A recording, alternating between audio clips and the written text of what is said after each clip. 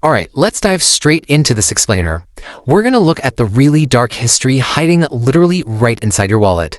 You know, we handle American currency every single day, but we rarely stop to actually think about the stories, and sometimes the deeply unsettling secrets behind the faces printed on that paper. Today, we're flipping history on its head. We're not talking about some flawless hero here. Instead, we're looking at a man whose legacy is defined by a brutally heartbreaking paradox. Seriously, if you pull a $20 bill out of your pocket right now, you're gonna see him. Silver hair swept straight up, that intense, authoritative gaze. That's Andrew Jackson, the 7th President of the United States. For centuries, he's been celebrated as a national hero, right? A guy from really humble, impoverished beginnings who essentially fought his way to the absolute heights of power. But if you ask the Cherokee, Creek, Choctaw, Chickasaw, or Seminole people, they'll give you a completely different story. To them, this isn't a hero. This is the face of the man who destroyed their nations. So, let's get into Section 1, the myth of democracy and a president of brutal contradictions. When Jackson won the presidency back in 1828, it was treated as this massive cultural shift. He didn't come from the wealthy elite of Virginia or Massachusetts. He was seen as the ultimate symbol of this new democracy. I mean, ordinary citizens were so pumped that they literally flooded the White House to celebrate. They almost turned the inauguration into a riot. He was championed as the ultimate defender of equality for the white working class. Yet, at that exact same time, he owned more than 150 enslaved people at his Hermitage plantation down in Tennessee. He bought and sold human beings like they were just commodities. He even placed ads offering cash rewards for escaped enslaved people. He felt absolutely zero conflict between what he preached and what he practiced. To Jackson, freedom was strictly reserved for the people he personally deemed worthy of it. To understand how a leader could be that unyielding, you really have to look at his past. His ruthless nature was forged in a remarkably harsh childhood. Born into a poor Irish immigrant family, he was captured by British soldiers when he was just 14 years old. When he refused to polish a British officer's boots, the officer actually slashed his face with a sword, leaving a very real physical scar he carried for the rest of his life. He grew into a guy who basically never knew fear and definitely never knew forgiveness. He fought in at least 13 duels. In 1806, he shot and killed a man named Charles Dickinson. And get this, Dickinson actually shot Jackson first. The bullet lodged deep in Jackson's chest, right near his heart, but Jackson just stood his ground, fired back, and killed him. That bullet stayed inside his chest forever. He was tough, but he was cold to the absolute point of cruelty. Moving on to Section 2, the Indian Removal Act, and the betrayal of the Cherokee Nation. In 1830, Jackson signed a document with a deceptively boring name, the Indian Removal Act. But make no mistake, it stands as one of the most brutal actions ever taken by a Western democratic government against its own people. To really grasp the tragedy here, look at the Cherokee Nation at that time.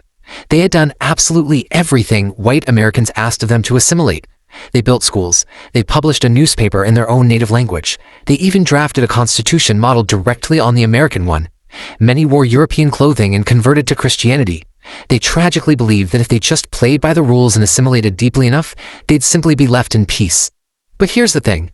Every single promise made to them was a lie.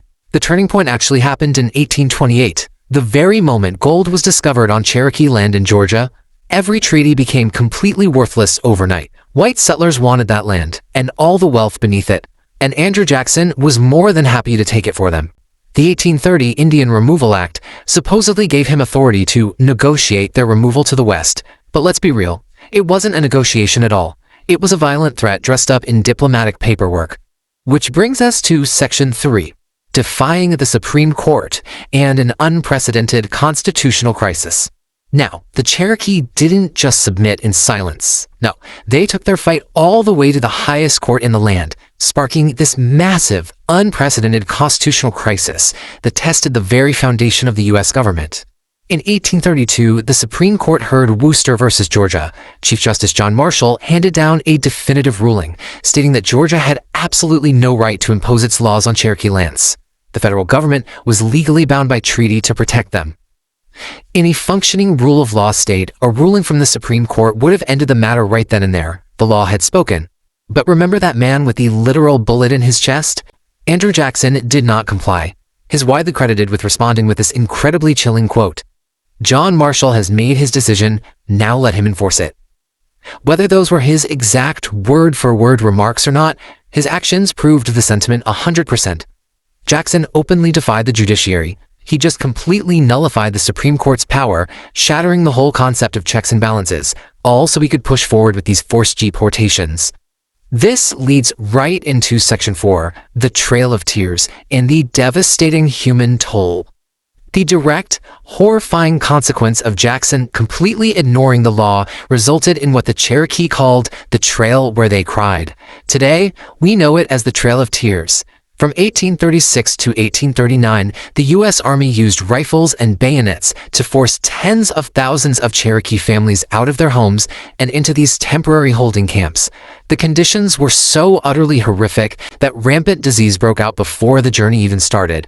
Then, these families were forced to march thousands of miles west. They were pushed through brutal, freezing winters with completely insufficient food, practically no warm clothing, and zero medicine. As our source material highlights with just heartbreaking clarity, the elderly died of the cold, children died of hunger, and the young died of disease. Jackson's brutal Trail of Tears was an absolute nightmare. The sheer, staggering scale of this tragedy is almost hard to wrap your head around. Estimates suggest that between 4,000 and 8,000 Cherokee died during the removal. Just let that sink in for a second. We're talking about a quarter to a third of their entire population, completely wiped out. And all of this happened under the authority of a country whose founding document literally declared that all men are created equal. And the horror didn't stop with the Cherokee Nation. The Choctaw were removed first. The Creek were literally shackled in chains as they were marched away. The Chickasaw lost their lands, and the Seminole fought for years before finally being defeated and deported. In total, somewhere between 60,000 and 100,000 Native people were forcibly displaced across the Southeast under the policies set in motion by Jackson and his immediate successors. Which brings us to our final section, Section 5, Reckoning with a Legacy and History's Delayed Verdict. Andrew Jackson left the White House in 1837 wildly popular among ordinary white Americans, hailed as one of the greatest presidents ever. Now, a really common defense you'll hear today is that, well, he was just a product of his time and he didn't really know any better. But the historical record proves that argument completely wrong. Even by the standards of his own era, his actions toward Native peoples were heavily condemned. I mean, many members of Congress explicitly voted against the Indian Removal Act. Famous writers like Ralph Waldo Emerson were out there actively writing letters protesting it. Jackson knew exactly what these people thought. He knew they considered it evil. He simply didn't care. The most disturbing takeaway from all of our source material is the cold, calculated nature of his actions. He wasn't a guy doing evil out of ignorance.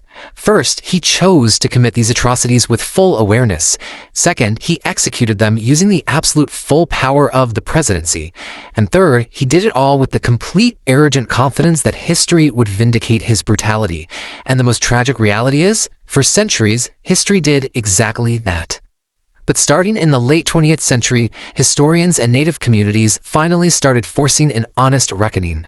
Back in 2016, the U.S. government even announced plans to replace Jackson's image on the $20 bill with the heroic abolitionist Harriet Tubman. Yet, those plans have been delayed multiple times for political reasons and still haven't actually happened. So I want to leave you with this final provocative thought to ponder today. Does a man who openly defied the rule of law to commit systemic atrocities, the very architect of the Trail of Tears, does he really still belong in our pockets every single day?